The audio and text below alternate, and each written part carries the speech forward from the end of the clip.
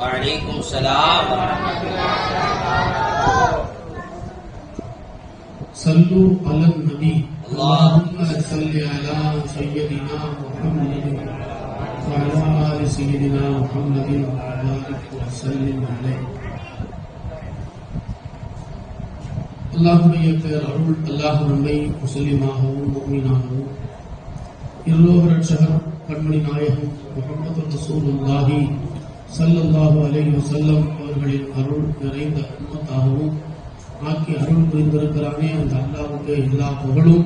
அல்ஹம்துலில்லாஹ் அல்ஹம்துலில்லாஹ் அல்ஹம்துலில்லாஹ். மேலும் அல்லாஹ் தஆலா இந்த உயர்வான துல்ஹஜ்ஜுடைய இந்த 10 நாட்களிலே உள்ள இந்த சிறப்புமிக்க இரவுகளில் அல்லாஹ் நம்மை அவரை பற்றி பேசுவதற்கும் அவரை பற்றி கேட்பதற்கும் அந்த மஜ்லிஸிலே வந்து அமர்வதற்கும் அருள் புரிந்தானே அந்த அல்லாஹ்வுக்கு எல்லா புகழும். அல்ஹம்துலில்லாஹ் அல்ஹம்துலில்லாஹ் அல்ஹம்துலில்லாஹ். நம்முடைய வாழ்நாள் முழுவதும் இது போன்ற நல்ல மஜ்லிஸ்களில் வந்து அமரக்கூடிய பாக்கியத்தை அல்லாஹ் நமக்கும் நம்முடைய உச்சலங்களுக்கும் அல்லாஹ் அந்த பாக்கியத்தை நசீபாக்குவானாக. இந்த அழைப்பை ஏற்று அசருடைய தொழுகை முடிந்ததிலிருந்து இதுவரை சாலை சாலையாக மக்கள், தாய்மார்கள், பெரியோர்கள், மாணவர்கள் நெருக்கமாக வந்திருக்கிறீர்கள். அல்லாஹ் உங்கள் அனைவருடைய பாவங்களையும் மன்னித்து உங்களுடைய ஹலாலான நாட்டங்களை அல்லாஹ் நிறைவேற்றி தருவானாக. தாய்மார்கள் கிட்டத்தட்ட 100 நபர்களுக்கு மேலாக வந்திருப்பதாக தகவல் சொன்னார்கள். அல்ஹம்துலில்லாஹ். அல்லாஹ் இந்த ஊரை பல நூறாக அல்லாஹ் ஆக்கியருவானாக. வந்திருக்கிற அனைத்து தாய்மார்களுக்கும் பெரியோர்களுக்கும் அல்லாஹ் அவருடைய நூரை உள்ளிலும் வெளியிலும் முன்னாலும் பின்னாலும் அகத்திலும் புறத்திலும் அனைத்திலும் அவனுடைய நூரை நம்மில் அல்லாஹ் பிரகாசிக்க செய்வானாக. இந்த மதரசா அல்லாஹ்வுடைய கிருபையினால் 2 ஆண்டுகளை நிறைவு செய்து 3வது ஆண்டிலே சிறப்பாக நடந்து கொண்டிருக்கிறது.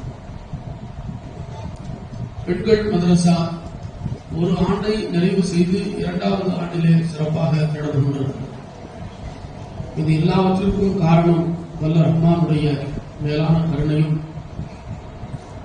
வலிமார்கள் என்று சொல்லக்கூடிய இறைநேசர்களுடைய மேலான துஆக்களும் நம்மை போன்ற மதுக்கூர் மக்களுடைய ஒத்துழைப்பும் துஆவும் தான் காரணமாக இருந்து கொண்டிருக்கிறது. பெருமானார் ஸல்லல்லாஹு அலைஹி வஸல்லம் அவர்கள் சொன்னார்கள், குன் ஆலிமன், நீ அறிஞனாக இரு, வாழ்க்கையில் அறிஞனாக இரு என்று பெருமானார் சொல்கிறார். ஒரு அறிஞனாக, அறிந்தவனாக இந்த உலகத்தில் வாழ்வது பெருமானாருக்கு பிடித்தமான ஒரு செயல். நல்ல உழைப்பாளியாக இரு என்று பெருமானார் சொல்லியிருக்கிறார்கள். அதுபோல நீ நல்ல ஆலிமாக, அறிந்தவனாக இரு என்று சொல்லியிருக்கிறார்கள். காரணம், அறிந்தவனும் அறியாதவனும் சமமாக மாட்டான். அறிந்தவனும் அறியாதவனும் சமமாக மாட்டான். ஒரு மார்க்கத்தை, ஒரு விஷயத்தை தெரிஞ்சவங்களும் தெரியாதவர்களும் சமமாக மாட்டாங்க. நேற்று கூட நம்ம பேசிக்கிறோம், யதார்த்தமா பேசணும். நேற்று ஒரு வீட்டுல சபையில சாப்பிடும் போது பேசணும், சாப்பிட்டு முடிச்சோம். அதாவது ஒரு ஆலிமோட உட்கார்ந்து சாப்பிடுவது எவ்வளவு சிறப்புன்னு இன்னைக்கு மற்றவர்களுக்கு தெரியல அப்படின்னு சொன்னாங்க. அது சம்பந்தமா ஒரு ஹதீஸ் பார்த்தோம். அல்லாஹ் நாளைக்கு மறுமையில ஒரு அடியான மன்னிப்பதற்கு அல்லாஹ் தஆலா ஆசைப்படுவான். அல்லாஹ் மனிதனை தண்டிக்க ஆசைப்பட மாட்டான். அல்லாஹ் தண்டிக்கக்கூடியவன், அல்லாஹ் தண்டிக்கக்கூடியவன் நமக்கு சொல்லப்பட்டிருக்கு. தண்டிக்கக்கூடியவன் தான், அதுல வந்து மாற்றுக்கிறது இல்ல.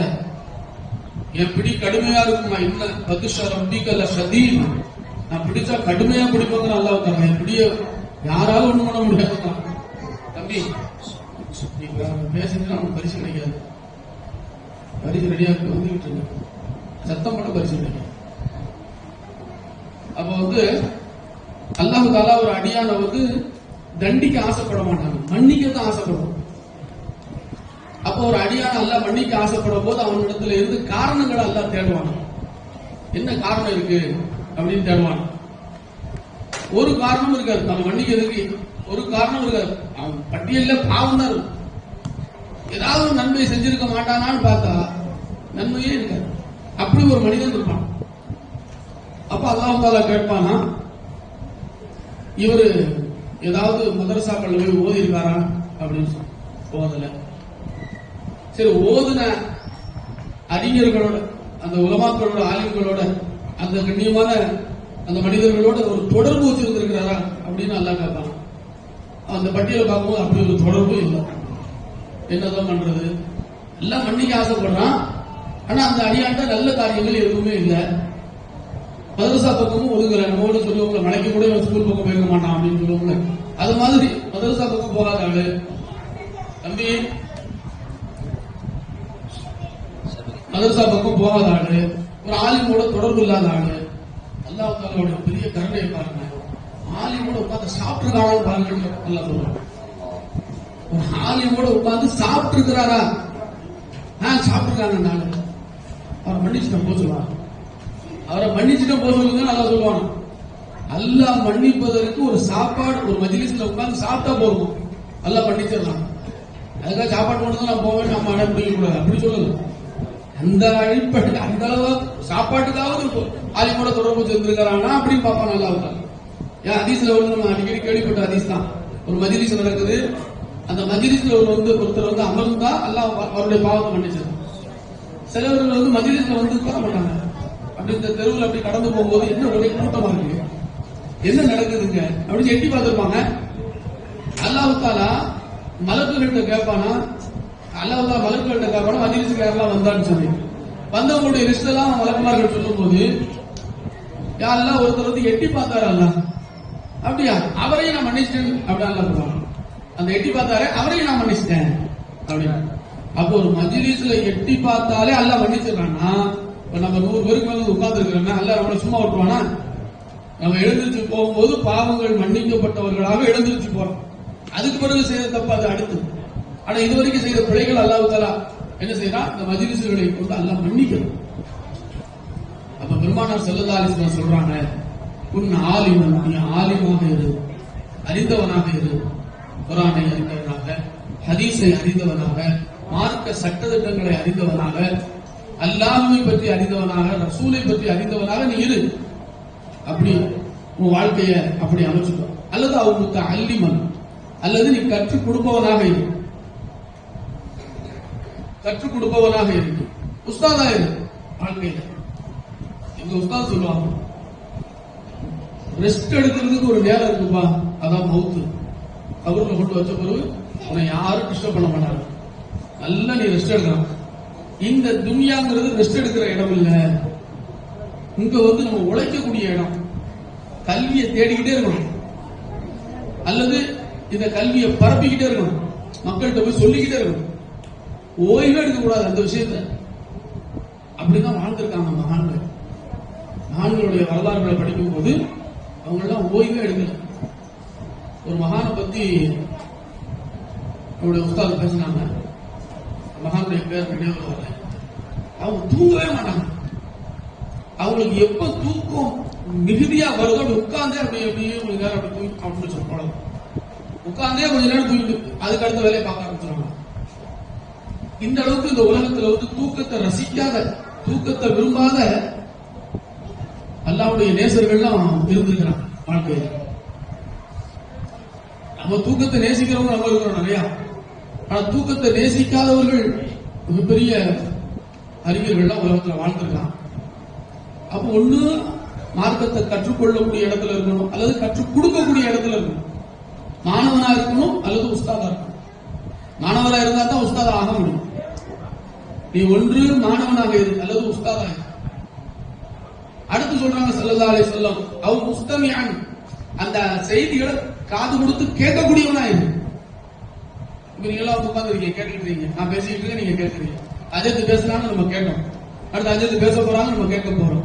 அசர்ல இருந்து மகரிப் வரைக்கும் மதரசாவுடைய மாணவிகள் அழகா பேசுறாங்க, நம்ம உட்கார்ந்து கேட்டோம். அல்லாஹ் அந்த மாணவிகளுக்கு அல்லாஹ் ரஹ்மத் செய்வானா. அவங்களுடைய பெற்றோர்களுக்கும் அல்லாஹ் ரஹ்மத் செய்வான். அவர் ஆலிமா பேசுறாங்க. அவங்க பேசும்போது நான் கவனிச்சேன். ஒரு செய்தி சொன்னாங்க. அல்லாஹ் தஆலா குர்ஆன்ல சொல்லி காட்டுறான். அதாவது அல்லாஹ்வுடைய அடையாள சின்னங்கள், அல்லாஹ்வுடைய அடையாள சின்னங்கள். ஏதாவது ஒரு அடையாள சின்னங்களை சொல்லுவோம். அல்லாஹ்வுடைய அடையாள சின்னம், அல்லாஹ் அதை பார்த்தா அல்லாஹ்வுடைய சின்னம், அல்லாஹ்வுடைய அடையாள சின்னம். பள்ளிவாசல் வந்து அல்லாஹ்வுடைய அடையாள சின்னம். அதை பார்த்தா அல்லாஹ்வுடைய சின்னம் வரும். அது அல்லாஹ்வுடைய வீடு அப்படி. காபத்துல்லாஹ் அல்லாஹ்வுடைய அடையாள சின்னம். அங்க இருக்கிற மக்காம இப்ராஹிம் அல்லாஹ்வுடைய அடையாள சின்னம். சஃபா மர்வா அல்லாஹ்வுடைய அடையாள சின்னம். அந்த அல்லாஹ்வுடைய அடையாள சின்னங்களை எல்லாம் நீங்கள் கண்ணியப்படுத்துங்கள். அல்லாஹ் அவங்க பேசுற பயான்ல எனக்கு இந்த பாயிண்ட் ரொம்ப பிடிச்சிருந்துச்சு. அல்லாஹ்வுடைய அடையாள சின்னங்களை எல்லாம் கண்ணியப்படுத்துங்கன்னு சொல்றாங்க. அப்படி சொல்லிட்டு அவங்க அந்த பாயிண்ட் வச்சாங்க பாருங்க. மதரசாங்கிறது அல்லாஹ்வுடைய அடையாள சின்னம். மதரசாங்கிறது அல்லாஹ்வுடைய அடையாள சின்னம். அந்த அடையாள சின்னத்தை நம்ம கண்ணியப்படுத்துறது நம்ம மேல கடமை. அந்த அடிப்படையில இப்ப இந்த மதரசாவுக்காக யாரெல்லாம் பொருளாதார உதவி செய்யறாங்களோ உண்மையில அவர்கள் அல்லாஹ்வுடைய அடையாள சின்னத்தை கண்ணியப்படுத்துறாங்க. 100 ரூபாய் கொடுத்தாலும் சரிதான், அவங்க 1000 ரூபாய் கொடுத்திருந்தாலும் சரி, 2000 ரூபாய் கொடுத்திருந்தாலும் சரி, அதை அவங்க தகுதிக்கு தக்க தர்றாங்க. அல்லாஹ் எங்க உஸ்தாது சொல்லுவாங்க, நம்ம தகுதிக்கு நம்ம கொடுக்கணும், அல்லாஹ் அவன் தகுதிக்கு நமக்கு தருவான். நம்ம 1000 ரூபாய் கொடுப்போம் மதரசாவுக்கு மாசம் மாசம், இது நம்ம தகுதி. அவனுடைய தகுதி இருக்கு பாருங்க. அதை நம்ம நிர்ணயம் செய்ய முடியுமா, மதிப்பீடு செய்ய முடியுமா, அளவீடு செய்ய முடியுமா? அல்லாஹ்வுடைய தகுதியை அவன் தகுதிக்கு தக்க அல்லாஹ் நமக்கு தருவான். அதனால உஸ்தாது சொல்லுவாங்க, நம்ம தகுதிக்கு 1000 500 கொடுக்கணும் மதரசா, அல்லாஹ் அவன் தகுதிக்கு தருவான் நமக்கு. அப்ப அந்த அடிப்படையில் நம்ம என்ன செய்யறோம், அல்லாஹ்வுடைய அடையாள சின்னங்களை நம்ம கண்ணியப்படுத்துறோம். சிலர்கள் உணவு கொடுத்து கண்ணியப்படுத்துறாங்க. அடிக்கடி அல்லாஹ்வுடைய கிருபையில இந்த மதரசாவுக்கு உணவு கொடுக்குறாங்க. நிறைய மக்கள் உணவு கொடுக்குறாங்க. நேற்று ஒருத்தவங்க உணவு கொடுத்தாங்க, இன்னைக்கு ஒருத்தவங்க உணவு கொடுத்தாங்க, நேற்று நைட்டு ஒருத்தவங்க உணவு கொடுத்தாங்க பிறந்த நாள் அப்படின்னு சொல்லி எந்த வீட்டுல இருந்து பல வீடுகள்ல இருந்து வருது சாப்பாடு. இதெல்லாம் அவங்க அல்லாஹ்வுடைய அடையாள சின்னங்களை கண்ணியப்படுத்துறாங்க, மதரசாவை கண்ணியப்படுத்துறாங்க, ஓதக்கூடிய மாணவர்களை கண்ணியப்படுத்துறாங்க. பெருமானார் ஸல்லல்லாஹு அலைஹி வஸல்லம் சொல்றாங்க, அதை கவனிக்கணும். ஒண்ணு மாணவனாயிரு, அல்லது உஸ்தாதாயிரு, அல்லது அந்த சொல்ல கேட்கக்கூடியவனாயிரு, அல்லது அவர்களை நேசிக்கக்கூடியவனாயிரு. அல்லா தக்குன் ராபியா, 4வதாக நீ ஆகிவிட வேண்டாம். அதாவது மாணவனாகவோ உஸ்தாதாகவோ அதை நேசிக்கக்கூடியவர்களாகவோ அல்லது அவருடைய சொல்லை கேட்கக்கூடியவர்களாகவோ இரு. இப்படி இந்த 4 வகையில இல்லாம 5வது வகைக்கு வந்துறாங்க. ஒரு ஹதீஸ்ல ராபியான்னு வருது, ஒரு ஹதீஸ்ல ஹாமிஸான்னு வருது. 4வதாக ஆகிவிட வேண்டாம், இன்னொரு ஹதீஸ்ல 5வது நபராக ஆகிவிட வேண்டாம் அப்படி வருது. அப்படி ஆனால் அதுவே உன் அழிவுக்கு காரணமாகிவிடும். நாங்கள் பெருமானார் ஸல்லல்லாஹு அலைஹி வஸல்லம் அவ்வாறு நீ இருந்தால் அதுவே உன்னுடைய அழிவுக்கு காரணமாகிவிடும். நான் என்ன சொல்ல வர்றேன் அப்படின்னு சொன்னா, அல்லாஹ்வுடைய கிருபையில நம்ம எல்லாருமே இந்த மதரசாவுக்கு உதவி செய்யறோம். யாரும் அதுல குறைஞ்சவங்க இல்லை, நம்ம எல்லாரும் உதவி செய்யறோம். அல்லாஹ் நம்முடைய வாழ்க்கையை நிச்சயமாக அல்லாஹ் உயர்த்துவார். இந்த மதரசாவை கொண்டு இந்த ஊருக்கு அல்லாஹ் தஆலா ரஹ்மத் செய்து கொண்டே இருக்கிறான், இன்னும் ரஹ்மத் செய்வான். அல்லாஹ் தஆலா பலா முசீபத்துகளை விட்டு அல்லாஹ் தஆலா பாதுகாப்பான். உங்களுடைய நாட்டங்கள், சிலர்களுக்கு சில நியத் வச்சிருப்பாங்க, முராத் இதை நிறைவேறணும் அப்படின்னு சொல்லி, இந்த மதரசா பிள்ளைகளுக்கு நான் உணவு கொடுக்குறேன் அப்படி நியத் வச்சுக்க, அந்த நியத்தை அல்லாஹ் நிச்சயமா கபூல் செய்யும். இந்த மதரசாவுடைய செலவுகள்ல நான் பங்கெடுத்துக்கிறேன், அல்லாஹ் நிச்சயமா அந்த பிள்ளைங்க ஒவ்வொரு நாளும் காலையில் துவா செய்யறாங்க, ஒவ்வொரு நாளும் மாலையில் துவா செய்யறாங்க, ஒவ்வொரு சிறப்பு விக்ர் மஜ்லிஸ்கள்ல துவா செய்யப்படுது. வாரம் வாரம் இந்த மதரசாவுல, இந்த பெருநாக்குளத்தில் இருக்கிற மதரசாவுல வாரம் வெள்ளிக்கிழமை ஃபஜ்ர் தொழுது புர்தா ஷரீஃப் ஓதப்படும். ஓதப்பட்டு இந்த மதரசாவுக்கு உதவி செய்யக்கூடிய எல்லாருக்காகவும் துவா செய்யணும். அப்ப அந்த துவாவில் நாமும் கலந்துக்கணும்னு சொன்னா ஏதாவது ஒரு வகையில இந்த மதரசாவுக்கு நம்ம உதவி செய்யக்கூடியவர்களா இருக்கும். நான் சொல்ல வரக்கூடிய செய்தி, உதவியிலேயே பெரிய உதவி ஒன்று இருக்கு, அதை நம்ம எல்லாரும் சேர்ந்து செய்யணும்.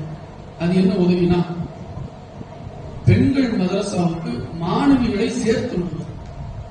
நம்ம குடும்பங்கள்ல வயதுக்கு வந்த பிள்ளைங்க இருப்பாங்க, பெரிய தாய்மார்கள், அதாவது நிக்காஹ் செய்து குழந்தைகள் பெற்றெடுத்திருக்கிற, பேரன் பேத்திகளை பெற்றெடுத்திருக்கிற பெரிய தாய்மார்கள் எல்லோருமே நீங்க மதரசாவுக்கு வரணும். கல்வி கற்பதற்கு வயசு கிடையாது. ஏதோ ஒரு நாட்டுல ஒரு 2-3 வருடங்களுக்கு முன்னால ஒரு 75 வயது நிரம்பிய ஒரு பாட்டி ஹாஃபிலுல் குர்ஆனாக பட்டம் வாங்கினாங்க. குர்ஆன் முழுவதையும் மனனம் செஞ்சு பட்டம் வாங்கினாங்க. அவங்கள மிகப்பெரிய வகையில கண்ணியப்படுத்தினாங்க. 75 வயசு பெண், 75 வயசு பெண் முழு குர்ஆன 30 ஜுஸுவ மனனம் செஞ்சு அவங்க எல்லாருக்கும் முன்னாலேயும் பாராட்டுதல் பெற்றாங்க. ஒரு வாட்ஸ்அப்ல இதுல பார்த்தேன், ஒரு வயசான அம்மா கிராப் ஓது, சூப்பரா அழகா ஓது, அந்த ஆயத்தை ஓது கேட்க கேட்க இனிமே அந்த அம்மா வயசான அம்மா அவங்க உட்கார்ந்து இருக்காங்க, அவங்களால நிக்க கூட முடியாது. மைக்க பக்கத்துல பிடிச்சு வச்சிருக்கிறாங்க, அதை ஓதுறாங்க. அப்போ அவங்க எப்படி கற்றுக்கொள்ளக்கூடியவரா இருக்கிறாங்க பாருங்க. பெருமானார் சொன்ன அந்த 4-5 நபர்கள் அவங்களும் ஒரு நபர் ஆயிட்டாங்க, பாக்கியசாலி ஆயிட்டாங்க. அந்த அடிப்படையில நம்ம ஊர்ல இருக்கிற வயதுக்கு வந்த பிள்ளைங்க, ஸ்கூலுக்கு போகக்கூடிய பிள்ளைகளா இருந்தாலும், காலேஜுக்கு போகக்கூடிய பிள்ளைகளா இருந்தாலும், அவர்களுக்குன்னு ஒரு நேரத்தை ஒதுக்கி அந்த நேரத்தில் அவங்க மார்க்க கல்வியை கற்றுட்டு போறாங்க. அல்லது உலக கல்விய போதும் அப்படின்னு சொல்லி முடிச்சு வீட்டில் இருக்கக்கூடிய பெண் பிள்ளைகளும் இருப்பாங்க. அவர்கள் யாருன்னு நீங்க நல்லா தெரிஞ்சுக்கிட்டு, வந்திருக்கிற தாய்மார்களுக்கு குறிப்பா சொல்றேன், இதை கவனமா வச்சுக்கோங்க. அக்கம் பக்கத்தில் உள்ளவர்கள் யாராவது இருந்தாங்கன்னா, உங்க வீட்டுக்கு பக்கத்துல உங்க குடும்பத்திலே இருந்தாங்கன்னு சொன்னா அவர்கள்ட்ட போய் மதரசாவுக்கு ஓதுமா, அல்ல அவங்களுக்கு ரொம்ப செய்யலாம், கல்வியை தெரிஞ்சுக்கலாம். இது உன்னுடைய வாழ்நாளுக்கும் மிக பலனுள்ளதா இருக்கும், உன்னுடைய கபருக்கு பிரகாசமா இருக்கும், உன்னுடைய ஆகிரத்துக்கு பிரகாசமா இருக்கும் அப்படிங்கறத எடுத்து சொல்லி நாம் எல்லோரும் இந்த மாணவிகளை மதரசாவில் சேர்க்கிறதுக்கு நாம எல்லாரும் சேர்ந்து முயற்சி செய்யணும். அது குறிப்பா தாய்மார்கள்ட்ட சொல்றேன், இங்கேயே நீங்க என் பிள்ளைய நான் சேர்த்து விடுறேன் அப்படிங்கிற ஒரு உறுதிமொழிய ஆலிமா இருப்பாங்க, அவங்களை தொடர்பு கொண்டு என் மகளை சேர்த்து விடுறேன், நான் நாளைக்கு கொண்டு வந்து சேர்க்கிறேன் அப்படின்னு சொல்லி அவங்க பிள்ளைகளை சேர்த்து விடுவோம். இந்த ஊர்ல 2 வருஷம் ஆயிடுச்சு, 2வது வருஷம் நடந்துகிட்டு இருக்கு மதரசா. அடுத்த ஆண்டு 3வது ஆண்டு, அடுத்த ஆண்டு நிறைவுல நம்ம ஊர்ல மிகப்பெரிய பட்டமளிப்பு நடைபெறுகிறது. அதுல அதிகமான பெண்கள் அவங்க பட்டம் வாங்கணும், வாங்கி அதை கொண்டு அவங்களுடைய குடும்பங்கள் ஜொலிக்கணும், அவங்களுடைய பிள்ளைகள் ஜொலிக்கணும், அவங்களுடைய வாரிசுகள் ஜொலிக்கணும், பிரகாசமா இருக்கணும் அவங்களுடைய வாழ்க்கை. அதுக்கு இந்த கல்வி ஒரு காரணமா இருக்கும். இந்த கல்வியை ஸல்லல்லாஹு அலைஹி வஸல்லம் சொல்லுவாங்க, நூர் அப்படின்னா ஒளி. இந்த கல்வி சும்மா மற்ற கல்வி மாதிரி கிடையாது. இந்த கல்வி நூர், பிரகாசம். இங்க கூட 2 ஹாஃபிஸா இருக்கிறாங்க, மதுக்கூர் பிள்ளைங்க, 2 பிள்ளைங்க முழு குர்ஆன கற்று உட்கார்ந்துருக்கிறாங்க. இது மாதிரி எல்லா பெற்றோர்களும் ஆசைப்படணும், தான் பிள்ளைகளையும் ஹாஃபில் குர்ஆனாக ஆக்கணும், குர்ஆனை முழுமையா வணக்க செஞ்சவங்க ஆக்கணும் அப்படின்னு எல்லாரும் ஆசைப்படணும். ஆசைப்பட்டா நிச்சயமா அந்த பிள்ளைகளை அல்லாஹ் ரசூலுக்கு பிடிச்சமான பிள்ளைகளாக நம்ம ஆக்கிடலாம்.